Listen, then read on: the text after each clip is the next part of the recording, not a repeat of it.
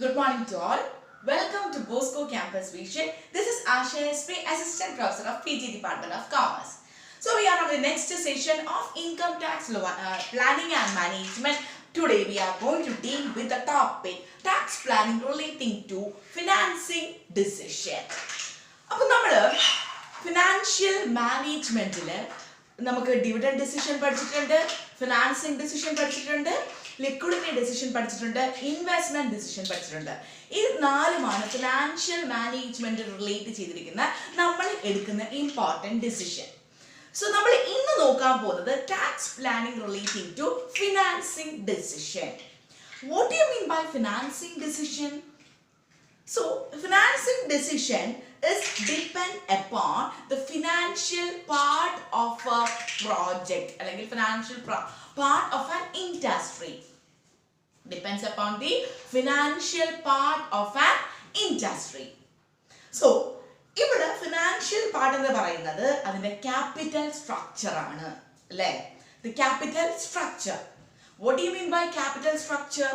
Capital structure is the perfect mix between debt and equity.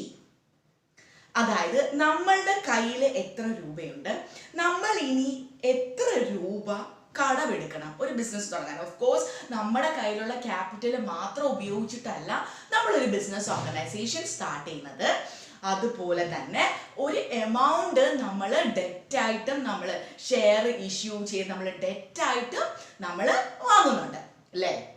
അപ്പൊ ഇവിടെ നമ്മൾ അങ്ങനെ ക്യാപിറ്റൽ സ്ട്രക്ചർ ഡിറ്റർമിൻ ചെയ്യുന്ന സമയത്ത് നമ്മൾ എന്തൊക്കെ, അപ്പൊ നമ്മൾ ക്യാപിറ്റൽ സ്ട്രക്ചർ ഡിറ്റർമിൻ ചെയ്യുന്ന സമയത്ത് നമ്മൾ വെറുതെ എൻ്റെ 20 ലക്ഷം രൂപയുണ്ട്, 50 ലക്ഷം രൂപ ഞാൻ കടം മേടിക്കുവാണ് അങ്ങനല്ല തീരുമാനിക്കുന്നത്. അതിന് ഓരോ കാര്യങ്ങളും തീരുമാനിക്കാനായിട്ട് നമുക്ക് കുറേ കാര്യങ്ങൾ ആലോചിക്കേണ്ടതുണ്ട്. അപ്പൊ ഇവിടെ നമ്മൾ ഡീൽ ചെയ്യുന്നത് ടാക്സ് പ്ലാനിങ് ആണ്. അതായത് ക്യാപിറ്റൽ സ്ട്രക്ചർ, ഒരു ഫേമിന്റെ ക്യാപിറ്റൽ സ്ട്രക്ചർ ഡിസൈഡ് ചെയ്യുന്ന സമയത്ത് what are the tax benefit available to an assessee, ഒരു അസസിക്ക് എങ്ങനെയൊക്കെ ടാക്സ് ബെനിഫിറ്റ് കിട്ടാം. ഓക്കെ, ഫോർ എക്സാമ്പിൾ നമ്മളെപ്പോഴും എങ്ങനെയാണ് എവിടെയെങ്കിലും ഇൻവെസ്റ്റ് ചെയ്യുന്നത് അല്ലെങ്കിൽ എവിടെന്നെങ്കിലും കടമെടുക്കുന്നത്? ഓഫ് കോഴ്സ് നമ്മൾ അതിന്റെ റേറ്റ് ഓഫ് റിട്ടേൺ എപ്പോഴും നോക്കും, അല്ലേ? എപ്പോഴും നമ്മൾ കടമെടുക്കുന്നതിന്റെ റേറ്റ് ഓഫ് റിട്ടേൺ നമ്മൾ ഇൻവെസ്റ്റ് ചെയ്യുന്ന റേറ്റ് ഓഫ് റിട്ടേണിനെക്കാട്ടിലും കുറവായിരിക്കണം. ഒരിക്കലും നമ്മൾ കടമെടുക്കുന്ന റേറ്റ് ഓഫ് റിട്ടേൺ കൂടി നിൽക്കാൻ പാടില്ല. അപ്പൊ ഇങ്ങനെ കുറെ കാര്യങ്ങൾ നമ്മൾ ഫിനാൻഷ്യൽ ഡിസിഷൻ എടുക്കുന്ന സമയത്ത് നമ്മൾ പോയിന്റിലേക്ക് അല്ലെങ്കിൽ നമ്മൾ ആലോചിക്കേണ്ടതുണ്ട്. അതൊരു അസസി ഒരുപാട് കാര്യങ്ങൾ ചിന്തിക്കണം. അപ്പൊ ഇവിടെ ഒരു കമ്പനി സ്റ്റാർട്ട് ചെയ്യുന്ന സമയത്ത് എന്തൊക്കെ ഫിനാൻസിങ് ഡിസിഷൻ ആണ് ഒരു അസസി അയാൾ ഡിറ്റർമിൻ ചെയ്യേണ്ടത്? സോ നമുക്ക് നോക്കാം. കുറച്ച് പോയിന്റ്സ് ഞാനിവിടെ ഡിസ്കസ് ചെയ്യാനാണ് ഇന്ന് വന്നത്. First one is where the rate of return on investment is less than rate of interest. If the rate of return on investment is less than rate of interest, ഇവിടെ rate of interest എന്ന് പറഞ്ഞാൽ നമ്മൾ കടമെടുക്കുമ്പോൾ നമ്മൾ അടയ്ക്കുന്ന rate of interest ആണ്. ഈ rate of return on investment കുറവാണെന്നുണ്ടെങ്കിൽ, അതായത് നമ്മൾ എവിടെയെങ്കിലും ഇൻവെസ്റ്റ് ചെയ്യുമ്പോൾ അതിൽ നിന്നും നമുക്ക് കിട്ടുന്ന റിട്ടേൺ എമൗണ്ട് കുറവ്, അതിന്റെ പെർസെൻറ്റേജ്, ഫോർ എക്സാമ്പിൾ ഇത് 15%ഉം ഇത് 10%ഉം ആണെങ്കിൽ എപ്പോഴും നമ്മൾ ചെറിയ എമൗണ്ട് ഓഫ് ഫണ്ട്സ് മാത്രമേ ബോറോ ചെയ്യാവൂ. Minimum amount of funds can be borrowed. Are you clear? അതായത് എപ്പോഴും rate of return on investment വേണം കൂടി നിൽക്കാൻ. ഒരിക്കലും rate of return of interest, നമ്മൾ പേ ചെയ്യേണ്ട റേറ്റ് ഓഫ് ഇൻട്രസ്റ്റ് കൂടി നിൽക്കാൻ പാടില്ല. അപ്പൊ ഇങ്ങനെ ഇത് rate of return on investment കുറഞ്ഞു നിൽക്കുന്ന സമയത്ത് നമ്മൾ മിനിമം എമൗണ്ട് ഓഫ് ക്യാപിറ്റൽ നമ്മൾ എന്ത് ചെയ്യാം, ഡെറ്റ് ആയിട്ട് എടുക്കണം. അതാണ് ഒരു കേസ്. സെക്കൻഡ് വൺ ഇസ് ഇത് നേരെ തിരിച്ച്, when the rate of return on investment is more than rate of interest, it is profitable, അല്ലെങ്കിൽ it is beneficial to an assessee. എങ്ങനെയാണ് നമുക്ക് എപ്പോഴും റിട്ടേൺ കൂടി നിൽക്കുന്നതാണ് അസസിയുടെ വ്യൂ പോയിന്റിൽ നല്ലത്. അപ്പൊ അങ്ങനെ ഇരിക്കുമ്പോൾ നമുക്ക് എന്ത് ചെയ്യാം, നമ്മളുടെ ഈ ഡിസിഷനാണ് എപ്പോഴും ഈ ഡിസിഷനാണ് നമ്മൾ എപ്പോഴും എടുക്കേണ്ടത്. ഫസ്റ്റ് ഡിസിഷൻ നമ്മൾ എടുക്കുകയാണെന്നുണ്ടെങ്കിൽ മിനിമം എമൗണ്ട് ഓഫ് ക്യാപിറ്റലേ നമ്മൾ ബോറോ ചെയ്യാൻ പാടുള്ളൂ. Are you clear? Next one is the capital may be utilized for the acquisition of non-depreciable asset and borrowed funds must be utilized for acquisition of depreciable assets. നമ്മൾ ഒരിക്കൽ പോലും അങ്ങനെ ഒരു difference ഒന്നും ചിന്തിക്കത്തില്ല. There are depreciable assets and non-depreciable assets. What are the examples of non-depreciable assets? Of course, land, goodwill, patent. ഇതെല്ലാം goodwill. ഇതെല്ലാം non-depreciable assetsന്റെ example ആണ്. നമ്മളുടെ കയ്യിലിരിക്കുന്ന ക്യാപിറ്റൽ ഉപയോഗിച്ച് മാത്രമേ ഈ നോൺ ഡിപ്രീഷ്യബിൾ അസറ്റ്സ് വാങ്ങാൻ പറ്റൂ. റീസൺ ഞാൻ പറയാം. അതുപോലെ തന്നെ നമ്മൾ ബോറോ ചെയ്യുന്ന ഫണ്ട്സ് ഉപയോഗിച്ച് മാത്രമേ നമ്മൾ ഡിപ്രീഷ്യബിൾ അസറ്റ്സ് ആയ building, furniture, plant and machinery ഇതെല്ലാം നമ്മൾ അക്വയർ ചെയ്യാൻ പാടുള്ളൂ. ബിക്കോസ് ഒരു ബിസിനസ് ഓർഗനൈസേഷൻ സ്റ്റാർട്ട് ചെയ്യുമ്പോൾ തന്നെ അതിന്റെ ഓപ്പറേഷൻ തുടങ്ങണമെന്ന് നിർബന്ധമില്ല. ഒരു ബിസിനസ് ഓർഗനൈസേഷൻ നമ്മൾ ഇന്ന് ഒരു ബിസിനസ് ഞാൻ സ്റ്റാർട്ട് ചെയ്തു എന്ന് ഞാൻ എഴുതി കഴിഞ്ഞാൽ അന്ന് മുതലേ നമ്മൾ ഒരു പെർട്ടിക്കുലർ അസറ്റിന്റെ ഡിപ്രീസിയേഷൻ കാൽക്കുലേറ്റ് ചെയ്ത് തുടങ്ങും. അത് യൂസ് ചെയ്തോ ഇല്ലയോ അത് നമ്മൾ നോക്കത്തില്ല. എന്നാണോ നമ്മളൊരു ബിസിനസ് ഓർഗനൈസേഷൻ ഒഫീഷ്യലി സ്റ്റാർട്ട് ചെയ്യുന്നത് അന്ന് മുതലേ ആ പെർട്ടിക്കുലർ അസറ്റിന്റെ ഡിപ്രീസിയേഷൻ നമ്മൾ കാൽക്കുലേറ്റ് ചെയ്യും. Of course depreciation is A deductible expense. Depreciation നമ്മൾ P&L അക്കൗണ്ടിന്റെ ഡെബിറ്റ് സൈഡിൽ കാണിക്കുകയാണെന്നുണ്ടെങ്കിൽ നമ്മുടെ അത്രയും എക്സ്പെൻസ് നമ്മൾ കൂടിയിരിക്കും അല്ലേ. അപ്പോൾ അത്രയും പ്രോഫിറ്റ് നമുക്ക് കുറയും. അപ്പോൾ എപ്പോഴും നമ്മൾ എക്സ്പെൻസ് കൂടി നിൽക്കും, അയ്യോ പ്രോഫിറ്റ് കുറയത്തില്ലേ. നമ്മളെപ്പോഴും ടാക്സ് പ്ലാൻ ചെയ്യുമ്പോൾ ആ വ്യൂ പോയിന്റിലല്ല ചിന്തിക്കേണ്ടത്. എക്സ്പെൻസ് കൂടി നിന്നാൽ അതുകൊണ്ടാണ് ക്ലെയിമിംഗ് ബോഗസ് എക്സ്പെൻസസ്. എന്താണ് ക്ലെയിമിംഗ് ബോഗസ് എക്സ്പെൻസ് എന്ന് പറഞ്ഞാൽ എന്താണ്? നമ്മൾ ടാക്സ് റിലേഷനിൽ പഠിച്ചൊരു പോയിന്റ് ആണ്. നമ്മൾ ആവശ്യമില്ലാത്ത എക്സ്പെൻസ് കാണിക്കുമ്പോൾ നമ്മുടെ പ്രോഫിറ്റ് അത്രയും കുറയും അല്ലേ.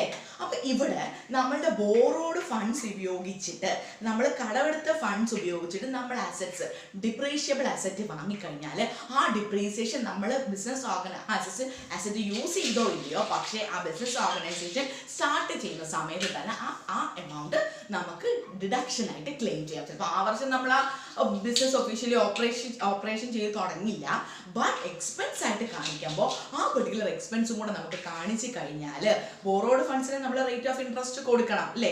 ഒരു റേറ്റ് ഓഫ് ഇൻട്രസ്റ്റ് നമ്മൾ കൊടുക്കണം. അത് കൊടുക്കുന്നത് കൂടൊപ്പം തന്നെ നമ്മൾ എന്ത് ചെയ്യാം, ഈ എക്സ്പെൻസ് നമ്മൾ കാണിച്ചു കഴിഞ്ഞാൽ P&L അക്കൗണ്ടിന്റെ ഡെബിറ്റ് സൈഡിൽ കാണിച്ചു കഴിഞ്ഞാൽ നമ്മുടെ എക്സ്പെൻസ് അത്രയും കൂടി നിൽക്കും, നമ്മുടെ പ്രോഫിറ്റ് കുറയും. At the same time profit business income കുറയുമ്പോൾ തന്നെ at the same time it will reduce our tax liability. Are you clear? Next one is gestation period of industry is more. It is better to use capital rather than loan. Gestation period എന്ന് പറയുന്നത് ഒരു ഇൻഡസ്ട്രിയുടെ നിലനിൽക്കാനുള്ള കാലയളവാണ്.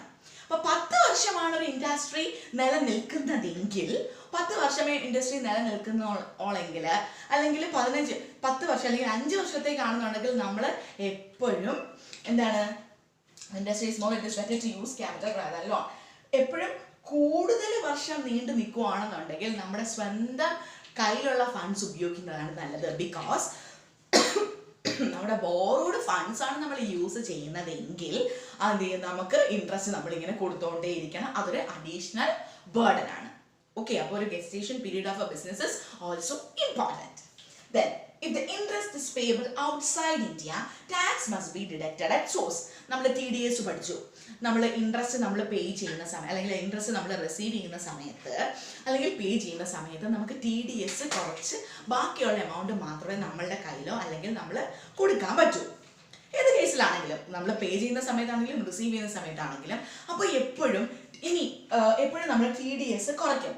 ആ TDS നമ്മൾ കുറയ്ക്കുന്നത് for example 10% ആണ് rate of interest എങ്കിൽ if the tax has not been deducted at source, ഇനി ആ TDS കുറച്ചിട്ടില്ല എങ്കിൽ ഫോർ എക്സാമ്പിൾ 5000 രൂപയുള്ളൊരു 5000 രൂപയാണ് നമ്മൾ ഇൻട്രസ്റ്റ് ആയിട്ട് കൊടുക്കുന്നത്, അതിൻ്റെ 500 രൂപയാണ് TDS.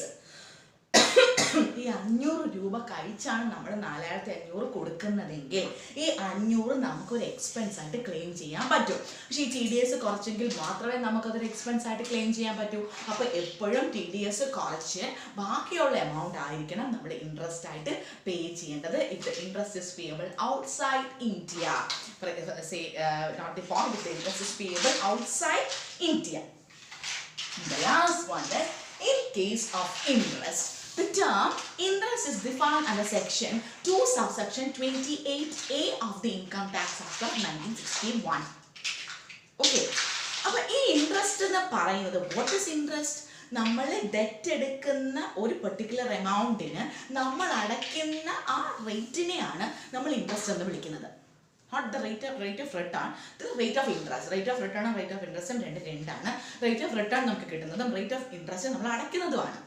ഓക്കെ, അപ്പോൾ ഇവിടെ റേറ്റ് ഓഫ് ഇൻട്രസ്റ്റ് എന്ന് പറയുന്നത് നമ്മൾ അടയ്ക്കുന്ന എമൗണ്ട് മാത്രമല്ല, it also includes service and other charges. Service charges മറ്റെല്ലാ ചാർജസും അതിൻ്റെ കൂടെ ഇൻക്ലൂഡ് ആകുന്നുണ്ട്. അപ്പോൾ ഇൻട്രസ്റ്റ് എപ്പോഴും നമ്മൾ അടയ്ക്കുന്ന സമയത്ത് നമ്മുടെ സർവീസ് ചാർജോ അല്ലെങ്കിൽ മറ്റേതെങ്കിലും ചാർജ് നമ്മളുടെ കയ്യിൽ നിന്നും ഇൻകർ ചെയ്താൽ that expenses can be claimed as A deduction while computing profit or gains of A business or profession. Are you clear? For example, interest നമ്മൾ അടയ്ക്കുന്ന സമയത്ത് അതിൻ്റെ സർവീസ് ചാർജോ അല്ലെങ്കിൽ വേറെ ഏതെങ്കിലും ചാർജോ ആ ലോണുമായിട്ട് റിലേറ്റഡ് ആയിട്ടുള്ള വേറെ ഏതെങ്കിലും ചാർജസും നമ്മൾ അടച്ചു കഴിഞ്ഞാൽ it can be claim as A deduction. അപ്പോൾ ഇത്രയും കാര്യങ്ങളാണ് നമ്മളൊരു ക്യാപിറ്റൽ സ്ട്രക്ചർ ഡിറ്റർമൈൻ ചെയ്യുന്ന സമയത്ത് നമ്മൾ ശ്രദ്ധിക്കേണ്ട കാര്യങ്ങൾ. നിങ്ങൾ റെഫർ ചെയ്യുന്ന ടെക്സ്റ്റ് ബുക്കിൽ പോയിന്റ് ബൈ പോയിന്റ് ആയിട്ട് തന്നെ എഴുതിയിട്ടുണ്ട്. അപ്പോൾ ഒരിക്കലും ഈ പോയിന്റ്സ് ഒന്നും നിങ്ങൾ കാണാണ്ട് പഠിക്കരുത്. ഓരോ പോയിന്റും അതിൻ്റെ മീനിങ് മനസ്സിലാക്കി എങ്ങനെയാണ് നമ്മളിതിനെ ടാക്സ് പ്ലാൻ ചെയ്തു എന്ന് പഠിച്ചെങ്കിൽ മാത്രമേ നമുക്ക് അപ്ലൈ ചെയ്യാൻ പറ്റൂ. സോ ഇത് നിങ്ങൾക്ക് മനസ്സിലായെന്ന് വിശ്വസിക്കുന്നു. And that's all about with today's session. This is Asha SP signing off from Bosco Campus Vision.